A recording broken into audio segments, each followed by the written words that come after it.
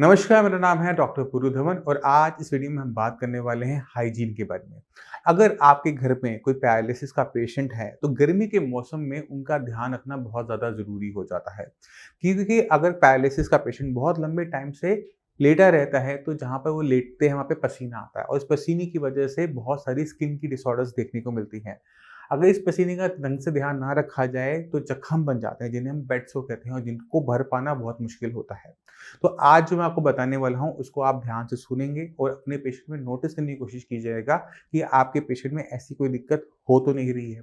तो सबसे पहले हम बात करते हैं कि बेड सोर्स क्या होते हैं। जब कोई इंसान एक पर्टिकुलर पोजीशन में लेटा रहता है, तो क्या होता है कि हड्डियों के दबाव की वजह से वहाँ पर एक पर्टिकुलर एरिया के अंदर ब्लड सप्लाई कम होनी शुरू हो जाती है, क्योंकि शरीर का वजन है और वो दबाव कर रहा है, तो खून वहाँ पे ढंग से पहुँच नहीं पाता। तो अगर पेशेंट करवट नहीं लेता, तो उसकी ब्लड सप्लाई प्रॉपर नहीं चल पाती उस पर्टिकुलर एरिया में। ऐसी जगह पर हम क्या देखते हैं कि वहाँ पे छोटे-छोटे जख्म बनने शुरू हो जाते हैं। मगर जख्म से पहले वहाँ पर थोड़ा-सा मॉइस्चर होना ज़रूरी होता है, वहाँ पे थोड़ा-सा नमी होना ज़रूरी होता है। तो हमने क्या करना होता है, हमने अपने पेशेंट को फुल्ली ड्राई रखना होता है, स्किन ड्राई रहनी चाहिए। तो आप क्या कर सकते हैं, वहाँ पर टच करके देखिए। अगर आपको वहाँ पे पसीना महसूस हो रहा है, यानी आपको पेशेंट को पलटने की ज़रूरत है। तो पेशेंट को आप थोड़ा-सा पलट दीजिए कि वहाँ पे हवा लग जाए और वहाँ पे जो स्किन है, वहाँ पे जो नमी है, वो हट जाए।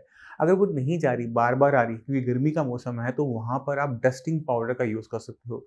अब ये कोई भी पाउडर होता है जो हम बच्चों में भी यूज़ करते हैं। अगर स्किन बिल्कुल ठीक है, तो हम बिल्कुल नॉर्मल पाउडर का यूज़ कर सकते हैं। मगर अगर स्किन पर जख्म बन गए हैं, तो वहाँ पर आप नॉर्मल पाउडर का यूज़ ना करते हुए anti bacterial, anti fungal powder जो होता है, उसका यूज़ करेंगे, जिससे वहाँ पे जो इन्फेक्शन अगर थोड़ा बहुत भी हो रहा हो, वो खत्म हो जाए और स्किन की दिक्कत आगे ना बढ़े। दूसरी चीज़ हमने क्या रखनी होती है, बॉडी में बाकी हिस्से जहाँ पे पसीने ज़्यादा आते हैं, उनको हमने सही से हैंडल करना होता है। अक्सर हमारे जो अंदरूनी हिस्से होते हैं, टाँगों के बीच का हिस्सा होता है, यहाँ पर मॉइस्चर ज़्यादा होता है। अगर पेशेंट बिल्कुल नहीं हिल पा रहा है, वहाँ पे हवा नहीं लग पा रही, तो कोशिश करो पहले पेशेंट को हल्के कपड़े पहनाओ, जिससे हवा वहाँ पे जाती रहे, स्किन वहाँ पे ड्राई रहे और किसी टाइप का स्किन का इन्फेक्शन ना बढ़े। अक्सर अगर वहाँ पे आप देख रहे हो कि वहाँ पे लाली आ रही है, छोटे-छोटे दाने बन रहे हैं, तो यानी वहाँ पर इन्फेक्शन होने के चांसेस ज़्यादा हैं। और पैरालिसिस पेशेंट में फंगल इन्फेक्शन ज़्यादा देखने को मिलता है, क्योंकि वहाँ पे मॉइस्चर की वजह से। तो हमने ध्यान क्या रखना है कि बॉडी के जो अंदरूनी हिस्से हैं, जहाँ पे नॉर्मल से ज़्यादा पसीना आता है, वो जगह ड्राई रहे, जिससे पेशेंट को किसी और दिक्कत ना हो, किसी और टाइप की परेशानी ना झेलनी पड़े। अब आप खुद सोचो, आप बिस्तर पर हो, आपसे हाथ ही नहीं हिल रहा और आपको खुजली हो रही है, तो एक अलग से परेशानी होती है। पेशेंट बहुत इरिटेबल हो जाता है, चीखना चिल्लाना शुरू कर देता है। तो ये सब नहीं होना चाहिए। आप कोशिश करो कि पेशेंट की एक्सरसाइज करवाओ, क्योंकि जब हम एक्सरसाइज पेशेंट को करवाते हैं, तो पेशेंट की बॉडी की सारी मूवमेंट्स होनी स्टार्ट हो जाती हैं, हवा भी लगनी शुरू हो जाती है, पेशेंट का पोजीशन भी चेंज हो जाती है और ये सारी दिक्कतें बिल्कुल नहीं आती। ये अक्सर उन्हीं पेशेंट के साथ दिक्कत आती है जो एक ही जगह पे पड़े रहते हैं, जो एक्सरसाइज का नाम नहीं लेते। तो एक्सरसाइज करने से न सिर्फ आपके हाथ पैर में वापस ताकत आती है, बल्कि आप इन छोटी-छोटी परेशानियों से बहुत ज़्यादा बच भी जाते हो।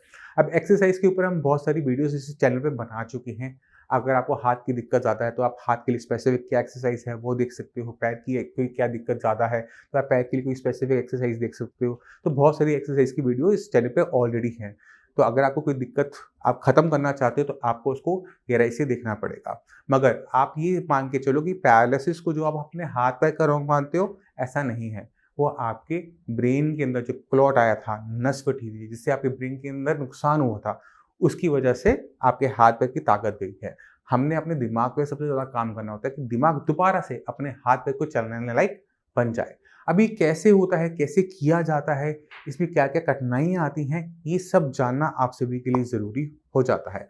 तो आप इस चैनल पे जितनी बाकी वीडियोज़ हैं, उसे सबको एक-एक करके देखेंगे, आपको बहुत क्लियर कट आइडिया मिल जाएगा कि हमने इस पैरालिसिस यानी लकवा की बीमारी को किस तरह से हराना है, किस तरह से इससे बाहर निकलना है। मैं उम्मीद करता हूँ इस वीडियो से आप काफ़ी कुछ समझ गए। आपको अपना हाइजीन मेंटेन करना है, आपको डेली नहाना है। अगर आप नहीं नहा सकते, तो आप वहाँ पे पाउडर का यूज़ कीजिए, जिससे आपको किसी भी टाइप का स्किन इन्फेक्शन ना हो। अब इसी के साथ आप सभी से मैं चलने की आगे चाहूँगा। मिलते हैं अगली वीडियो में, तब तक के लिए नमस्कार।